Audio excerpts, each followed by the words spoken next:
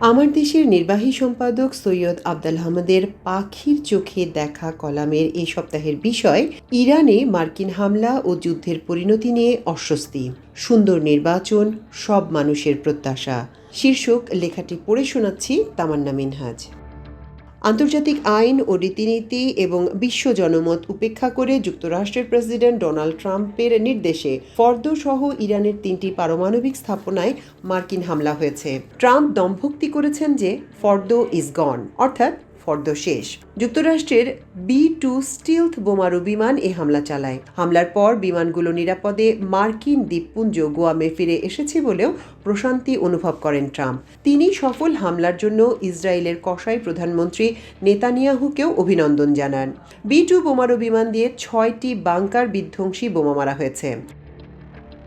ইরানের ফর্দো প্রধান পারমাণবিক স্থাপনাটি ভূগর্ভের অনেক গভীরে। তবে ইরানের পররাষ্ট্রমন্ত্রী সাইয়েদ আব্বাস হুঁশিয়ারি উচ্চারণ করেছেন যে যুক্তরাষ্ট্র ভয়ঙ্কর যুদ্ধ শুরু করেছে। তিনি বলেছেন, ট্রাম্পের এ হামলা গর্হিত। ইরান সার্বভৌমত্ব রক্ষার জন্য সব বিকল্প সংরক্ষণ করেছে। ইরানের সর্বোচ্চ নেতা আলী খামেনির একজন উপদেষ্টা বলেছেন, তারা হরমুজ প্রণালী বন্ধ এবং মার্কিন নৌবহরে ক্ষেপণাস্ত্র হামলার প্রস্তুতি নিচ্ছেন। তিনি বলেছেন, এখন আমাদের পালা। প্রেসিডেন্ট ট্রাম্প যুক্তরাষ্ট্র কংগ্রেসের অনুমোদন ছাড়াই হামলা চালিয়েছেন। এই হামলাকে অসাংবিধানিক বলেছেন মার্কিন রাজনীতিবিদরা। তারা বলছেন, ট্রাম্পকে ইমপিচমেন্টের ভিত তৈরি করেছে ইরানে হামলা। বাংলাদেশের মানুষের মন এখন যুদ্ধের দিকে। মার্কিন ন্যাক্কারজনক হামলার পর যুদ্ধের গতি কোন দিকে মোড় নেয় সেটাই মানুষের চিন্তার বিষয়। কারণ ইরান একটি মুসলিম রাষ্ট্র। অন্যায় যুদ্ধের শিকার হয়েছে ইরান। ইরানের প্রতি প্রচণ্ড সহানুভূতি আছে বৃহৎ মুসলিম জনসংখ্যার দেশ বাংলাদেশের। ইরান ইসরায়েল যুদ্ধ নিয়ে বর্তমানে মানুষের মনে এক ধরনের অস্বস্তি বিরাজ করছে। এদিকে রাশিয়ার প্রেসিডেন্ট পুতিন বলেছেন, বিশ্বযুদ্ধের দিকে এগিয়ে যাচ্ছে বিশ্ব। তবে যুদ্ধের ডামাডোলের মধ্যেও বাংলাদেশের নির্বাচনী রাজনীতি থেমে নেই। ভোটের লড়াই ক্রমেই সরগরম হয়ে উঠছে। রাজনৈতিক দলগুলোর নেতানেত্রী, বিশেষ করে প্রার্থীরা নির্বাচনী লড়াইয়ে অবতীর্ণ হওয়ার জন্য প্রস্তুত হচ্ছেন। সম্ভাব্য প্রার্থীরা নিজ নিজ এলাকায় এখন বেশি সময় দিচ্ছেন। গণহত্যা সহ ফ্যাসিবাদী শাসনের কারণে দেশে আওয়ামী লীগের রাজনৈতিক কর্মকাণ্ড নিষিদ্ধ। দলটির নিবন্ধন ও নির্বাচন কমিশন থেকে স্থগিত করে দেওয়া হয়েছে। গত 5 আগস্ট ছাত্র গণ অভ্যুত্থানে ক্ষমতাচ্যুত শেখ হাসিনা ভারতে পালিয়ে যান। আওয়ামী লীগের চিহ্নিত বেশিরভাগ নেতাই একে একে ভারত সহ বিভিন্ন দেশে পালিয়ে আছেন অথবা আন্ডারগ্রাউন্ডে রয়েছেন। নির্বাচনে অংশ নেওয়ার সুযোগ তাদের নেই। আওয়ামী লীগের সাধারণ কর্মী সমর্থক যারা দেশে আছেন তারা চুপচাপ আছেন। কেউ কেউ বিভিন্ন দলে ভিড়ে যাওয়ার চেষ্টা করছেন। বিদেশে পলাতক আওয়ামী লীগ নেতারা তাকিয়ে আছেন তাদের পক্ষে কোনো সুযোগ সৃষ্টি হয় কিনা তা দেখার। তারা আশা করছেন কোনো কারণে যদি ডক্টর ইউনূসের সরকার ফেল করে তাহলেই হলো, সুযোগটি তারা লুফে নেবেন। তাদের সেই সুযোগ আদৌ আসবে কিনা সেটা পরের বিষয়। বর্তমান বাস্তবতা হচ্ছে, আসন্ন নির্বাচনে আওয়ামী লীগ অংশ নিতে পারছে না, এটা প্রায় নিশ্চিত। নির্বাচনের জন্য বিএনপি এখন বড় দল। প্রার্থীর অভাব নেই এ দলে। নির্বাচন করার জন্য প্রতিটি আসনে 4-5 জন করে প্রার্থী মনোনয়ন দৌড়ে রয়েছেন। কে মনোনয়ন পাবেন সেটা নিশ্চিত করে কেউ বলতে পারছে না। 300 আসনের প্রার্থী তালিকা চূড়ান্ত করবেন শীর্ষ নেতা বিএনপির ভারপ্রাপ্ত চেয়ারম্যান তারেক রহমান। বিএনপির সঙ্গে তাদের জোট শরিক এবং সমমনা দলগুলোর আগ্রহী প্রার্থীরাও মনোনয়ন দৌড়ে রয়েছেন। কয়েকটি ইসলামী দল, কর্নেল অলি আহমেদের liberal democratic party LDP, Zonayed সাকির গণসংহতি আন্দোলন, মাহমুদুর রহমান মান্নার নাগরিক ঐক্য, সাইফুল হকের বিপ্লবী ওয়ার্কার্স পার্টি CPB এবং ডক্টর কামাল হোসেনের গণফোরাম সহ বাম দলগুলোর সঙ্গে বিএনপি সমন্বয় করে প্রার্থী দেওয়ার চিন্তাভাবনা করছে। বিএনপির পরই বড় দল হিসেবে রয়েছে বাংলাদেশ জামায়াতে ইসলামী। জামায়াত 300 আসনে নির্বাচনের ঘোষণা করে ইতিমধ্যেই বেশিরভাগ প্রার্থী ঠিক করে মাঠে নামিয়ে দিয়েছে। প্রাথমিকভাবে ঘোষিত জামায়াত প্রার্থীরা সংশ্লিষ্ট আসনে জনসংযোগও করে যাচ্ছেন। পাশাপাশি জামায়াত অন্যান্য ইসলামিক দলের সঙ্গে ঐক্যবদ্ধভাবে নির্বাচন করার জন্য কাজ করে যাচ্ছে। খবর বের হয়েছে যে জামায়াতে ইসলামী ইতিমধ্যেই চরমোনাই পীরের ইসলামী আন্দোলন ও বাংলাদেশ খেলাফত মজলিস সহ অন্তত 10টি দলের সঙ্গে ঐক্যবদ্ধ হয়ে নির্বাচনের জন্য সমঝোতার উদ্যোগ নিয়ে এগিয়ে চলেছে। ছাত্র মিত্রদের দল এনসিপির সঙ্গে সমন্বয় করে নির্বাচন করার ব্যাপারেও তাদের চেষ্টা রয়েছে। তবে এনসিপি নির্বাচনে তাদের চূড়ান্ত চিন্তাভাবনা এখনও প্রকাশ করেনি। দেশব্যাপী এনসিপির দল গঠন এখনও সম্পন্ন হয়নি। দল গঠন ও নিবন্ধন নিয়ে তারা এখন ব্যস্ত। তবে কোনো কোনো নেতা বলেছেন ৩০০ আসনে মনোনয়নের চিন্তাভাবনা এনসিপির রয়েছে। তারা এও আশা করছেন যে শেষ মুহূর্তে অনেক অবসরপ্রাপ্ত সামরিক ও বেসামরিক আমলা, অতীতে বিভিন্ন দলে থাকা জনপ্রিয় নেতা এবং বিএনপির মনোনয়ন বঞ্চিতরা তাদের প্রার্থী হতে পারেন। জাতীয় পার্টির নির্বাচন নিয়ে বেকায়দায় আছে। আওয়ামী লীগ মাঠে না থাকায় তাদের পুরো ক্ষোভ গিয়ে পড়তে পারে জাতীয় পার্টির উপর। তাছাড়া জাতীয় পার্টি ১৫ বছর আওয়ামী লীগের বি টিম হয়ে ফ্যাসিবাদকে সমর্থন দিয়ে গেছে। ফলে মাঠে তাদের কতটা তোপের মুখে পড়তে হয় সেই ভয়ও আছে। গত কয়েক মাসে জাতীয় পার্টিকে কয়েকবার জনরোষে পড়তেও দেখা গেছে। দলটির অভ্যন্তরীণ কোন্দল চরমে। তারপরও জাতীয় পার্টি নির্বাচনের জন্য তৈরি হচ্ছে। খবর বের হয়েছে কিছু কিছু নির্দোষ আওয়ামী লীগ নেতাকর্মী তাদের সঙ্গে যোগাযোগ করছেন। নির্বাচনের জন্য অসংখ্য ছোট দল ও নির্বাচনমুখী কর্মসূচি নিতে দেখা যাচ্ছে। নতুন নতুন দল গঠনও হচ্ছে। নির্বাচন কমিশন ইতিমধ্যেই ১০০-র কাছাকাছি নতুন দল নিবন্ধনের জন্য দরখাস্ত করেছে। গতকাল পর্যন্ত ছিল ইসিতে নিবন্ধন আবেদন জমা দেওয়ার শেষ দিন। এদিন তরুণদের দল এনসিপি নিবন্ধন চেয়ে ইসিতে দরখাস্ত করেছে। নির্বাচন কমিশন থেকে যে কটি দলকে নিবন্ধন দেয়া হবে তারাও নির্বাচনের জন্য বড় দলগুলোর সঙ্গে জোটবদ্ধ হওয়ার বা আসন পাওয়ার ব্যাপারে তৎপরতা চালাবে। দেশের মানুষের প্রশ্ন, আগামী জাতীয় নির্বাচন কেমন হবে? অন্তর্বর্তী সরকারের প্রধান উপদেষ্টা নোবেল জয়ী ডক্টর মোহাম্মদ ইউনূস জাতির উদ্দেশ্যে দেয়া ভাষণ এবং লন্ডন সফরকালে বিভিন্ন অনুষ্ঠানে বক্তব্যে ঘোষণা করেছেন তিনি ইতিহাস সেরা একটি সুন্দর নির্বাচন দেশবাসীকে উপহার দিতে চান। শেখ হাসিনা ১৫ বছরে ৩টি একতরফা নির্বাচন করে দেশের পুরো নির্বাচনী ব্যবস্থাকে ধ্বংস করে দিয়ে গেছেন। দেশবাসীও নির্বাচনের উপর আস্থা হারিয়ে ফেলেছে। এ ধরনের একতরফা প্রহসনের নির্বাচনের পর একটি ইতিহাস সেরা সুন্দর নির্বাচন আসা তাই ডক্টর ইউনূসেরই শুধু নয়, সারা দেশের মানুষেরও। কারণ গত ৩টি নির্বাচনে মানুষ ভোট দিতে পারেনি, তাদের ভোট দেওয়ার প্রয়োজনও হয়নি। এবার যদি তারা নিজের পছন্দের প্রার্থীকে কোনো ধরনের ভয় ভীতি বা চাপমুক্ত পরিবেশে ভোট দিতে পারেন তাতেই তারা খুশি হবেন। ১৫ বছর মানুষের ভোট দিতে না পারার ক্ষোভও আওয়ামী লীগের পতনের পেছনে অন্যতম কারণ ছিল। অনেকে প্রশ্ন তুলেছেন, নির্বাচনে যেখানে আওয়ামী লীগ নেই সেই নির্বাচন কতটা ইতিহাস সেরা হবে?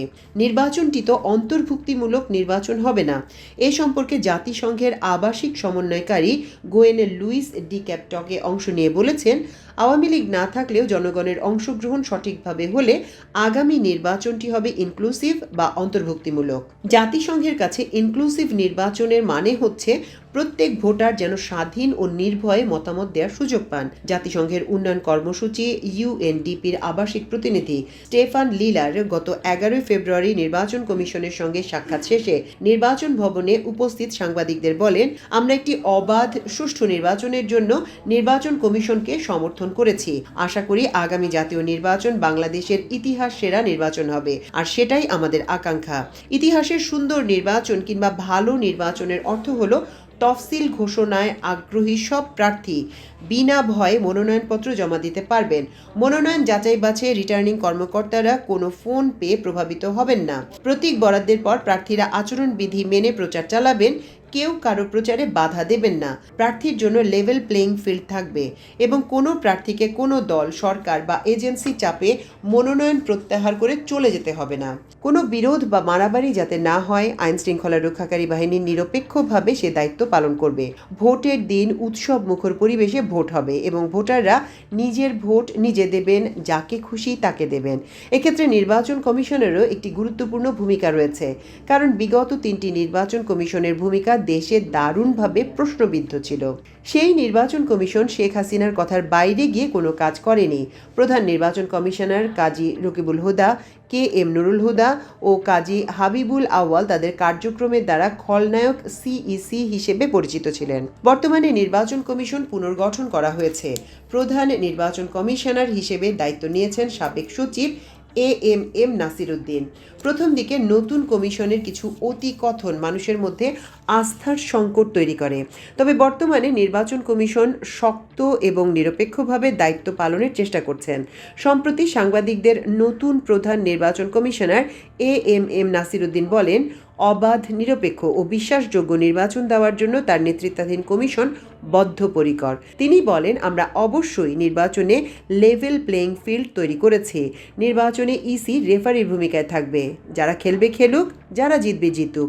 আমাদের শপথ নিরপেক্ষভাবে কাজ করার, কোনো দলের জন্য লেজুর বৃত্তি না করার, আইন অনুযায়ী এবং ন্যায়সঙ্গতভাবে কাজ করার। তবে সিইসি শুধু প্রতিশ্রুতি দিলেই হবে না, একটি ভালো নির্বাচনের যে শর্তগুলো রয়েছে তা নিশ্চিত করতে হবে। ভোটার তালিকা হালনাগাদ, রাজনৈতিক দলের নিবন্ধন দেয়া, নিবন্ধন বাতিল, সেই বিষয়গুলো সিইসি বা নির্বাচন কমিশনকে নিরপেক্ষ, নির্মোহ ও প্রভাব মুক্ত থেকে করতে হবে। সিইসি নাসির উদ্দিনই জানিয়েছেন, গত 3টি নির্বাচনে 20 লাখ ভোটার কবর থেকে এসে ভোট দিয়েছেন, অর্থাৎ এরা মৃত ভোটার। এদের জায়গায় দুষ্কৃতকারীরা এসে ভোট প্রদান করেছে।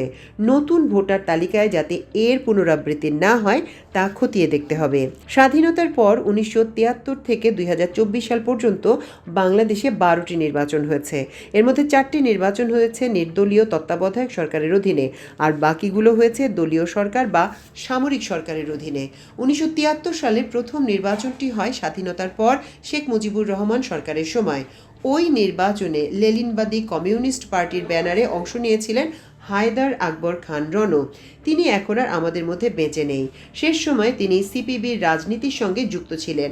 তার আত্মজীবনী শতাব্দী পেরিয়ে বইতে তিনি লেখেন, 1973 সালের নির্বাচনে আমরা জানতাম আওয়ামী লীগ জিতবে, কিন্তু কিছু আসন বিরোধী শিবিরেও যাবে। তার মতে ওই নির্বাচনের 15 থেকে 20টি আসনে বিরোধী দল জয়লাভ করেছিল, কিন্তু তাদের জোর করে হারিয়ে দেওয়া হয়েছিল। আর 7টি আসনে আওয়ামী লীগের বাইরে বিজয় দেখানো হয়। আওয়ামী লীগের বিজয়ী আসন দেখানো হয় 293টি। নির্বাচনের পর শেখ মুজিবুর রহমান বলেছিলেন, দেশে কোনো বিরোধী দল নেই। তখন বিভিন্ন পত্রিকার এটি শিরোনাম হয়। দ্বিতীয় জাতীয় সংসদ নির্বাচন হয় 1979 সালের 18 ফেব্রুয়ারি শহীদ জিয়াউর রহমানের শাসনামলে। নির্বাচনে বিএনপি 207টি আসনে জয়লাভ করে। আওয়ামী লীগ মালেক 39টি, জাতীয় লীগ 2টি, আওয়ামী লীগ মিজান 2টি, জাসদ 8টি, মুসলিম লীগ ও ইসলামিক ডেমোক্রেটিক লীগ 20টি, বাংলাদেশ গণফ্রন্ট 2টি আসন পায়। এছাড়া ন্যাব, বাংলাদেশ সাম্যবাদী দল, বাংলাদেশ গণতান্ত্রিক দল ও জাতীয় একতা পার্টি 1টি করে আসনে জয়লাভ করে। নির্বাচনে স্বতন্ত্র প্রার্থীরা 16টি আসনে জয়লাভ করে। মোট 30টি রাজনৈতিক দল সে নির্বাচনে অংশ নিয়েছিল।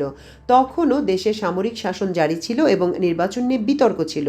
তবে সেই নির্বাচনের পর যে সংসদ গঠিত হয় সেই সংসদ ছিল দেশের ইতিহাসে সবচেয়ে প্রাণবন্ত একটি সংসদ।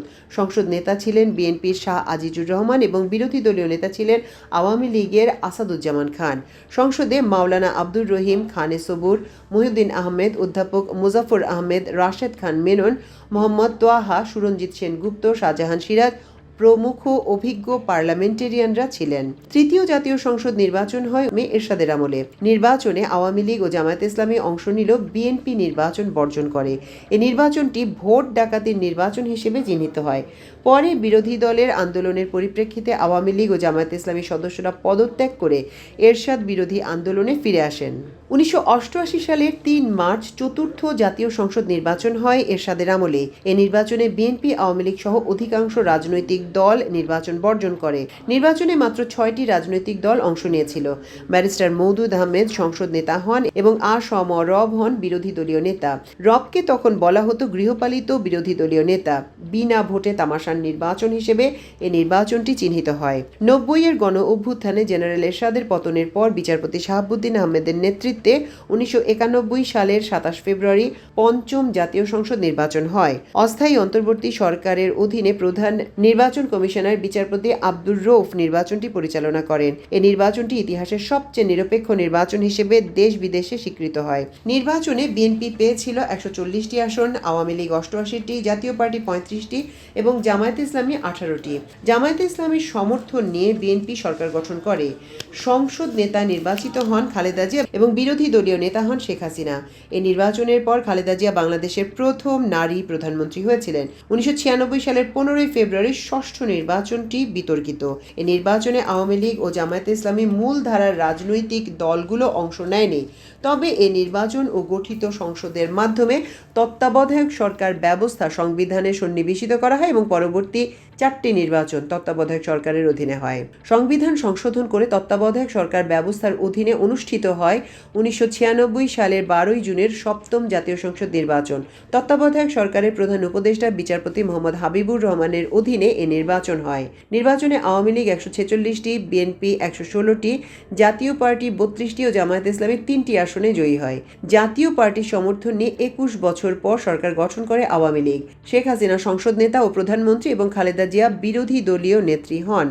2001 সালের 1 অক্টোবর তত্ত্বাবধায়ক সরকার প্রধান বিচারপতি লতিফুর রহমানের অধীনে অষ্টম জাতীয় সংসদ নির্বাচনে বিএনপির নেতৃত্বাধীন 4 দলীয় জোট বিজয়ী হয়। নির্বাচনে বিএনপি 193টি, আওয়ামী লীগ 62টি, জামায়াতে ইসলামী 17টি এবং জাতীয় পার্টি ও ইসলামী জাতীয় ঐক্যফ্রন্ট 14টি আসনে বিজয়ী হয়। সংসদ নেতা ও প্রধানমন্ত্রী হন বেগম খালেদা জিয়া এবং বিরোধী দলীয় নেতা হন শেখ হাসিনা।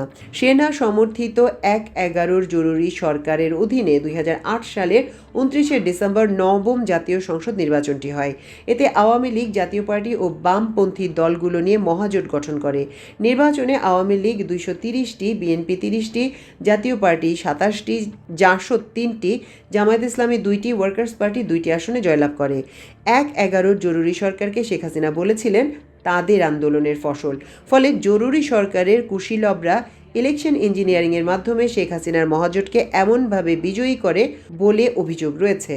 এ নির্বাচনে বিএনপি মাত্র 30টি আসন পায়, যা দেশের মানুষ কখনোই বিশ্বাস করেনি। তবু খালেদা জিয়া ফল মেনে নেন এবং গণতন্ত্রের স্বার্থে জরুরি আইন উঠে যাবে সেটা চিন্তা করে সংসদে যান এবং বিরোধী দলীয় নেতার আসনে বসেন।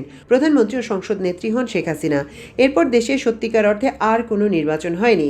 শেখ হাসিনা কৌশল করে শুধু ক্ষমতা কবজা করেই রাখেন। 2014 সালের 5 জানুয়ারি বিনা ভোটে নির্বাচন হয়। এ নির্বাচনে 153টি আসনে বিনা প্রতিদ্বন্দ্বিতায় আওয়ামী লীগের প্রার্থীদের বিজয়ী ঘোষণা করা হয়। বাকি আসনে ভোটের দিন 5% ভোটও পড়েনি।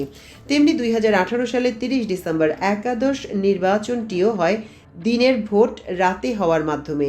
এটি নিশিরাতের ভোটের নির্বাচন হিসেবে পরিচিতি পায়। আওয়ামী লীগ তাদের দলীয় ক্যাডার ও পুলিশ বাহিনীর অসৎ কর্মকর্তাদের ব্যবহার করে ভোটের আগেই রাতে ব্যালট বাক্স ভরে ফেলে। একইভাবে 2024 সালের 7 জানুয়ারি দ্বাদশ নির্বাচন আমি ও ডামি প্রার্থী দিয়ে সব আসন শেখ হাসিনার আওয়ামী লীগ ছিনিয়ে নেয়। নির্বাচনটি ডামি নির্বাচন হিসেবে পরিচিত। এই 3 নির্বাচনে 3 খলনায়ক সিইসি কাজী রকিবুল হুদা, KM নুরুল হুদা ও হাবিবুল আউয়াল সহসাই বিচারের সম্মুখীন হতে যাচ্ছেন। বিগত 12টি নির্বাচনের মধ্যে দ্বিতীয়, পঞ্চম, সপ্তম ও অষ্টম নির্বাচন ছিল ভালো নির্বাচনের সংজ্ঞা অনুযায়ী গ্রহণযোগ্য ও বিশ্বাসযোগ্য নির্বাচন। যদিও ওই নির্বাচন নিয়ে কম বেশি বিতর্ক আছে। আগামী ত্রয়োদশ নির্বাচন যদি অন্তত সেরকমও হয়, মানুষ খুশি হবে। আর অস্থায়ী রাষ্ট্রপতি বিচারপতি শাহাবুদ্দিন আহমেদের নেতৃত্বাধীন পঞ্চম সংসদ নির্বাচনের মতো যদি ত্রয়োদশ নির্বাচনটি করা যায়, তাহলে সেটি হবে ইতিহাস সেরা নির্বাচন। কারণ পঞ্চম সংসদ নির্বাচনটি ছিল বাংলাদেশের ইতিহাসে একটি আদর্শ নির্বাচন, একটি সুন্দর নির্বাচন, সব মানুষের প্রত্যাশা। সুন্দর নির্বাচন হলেই একটি কার্যকর এবং প্রাণবন্ত সংসদ হবে। দ্বিতীয় সংসদের মতো একটি প্রাণবন্ত সংসদ হোক। এজন্য আসন্ন জাতীয় সংসদ নির্বাচনের সব দলের জনপ্রিয় ও অভিজ্ঞ নেতারা জিতে আসুক, এটাই সবার চাওয়া।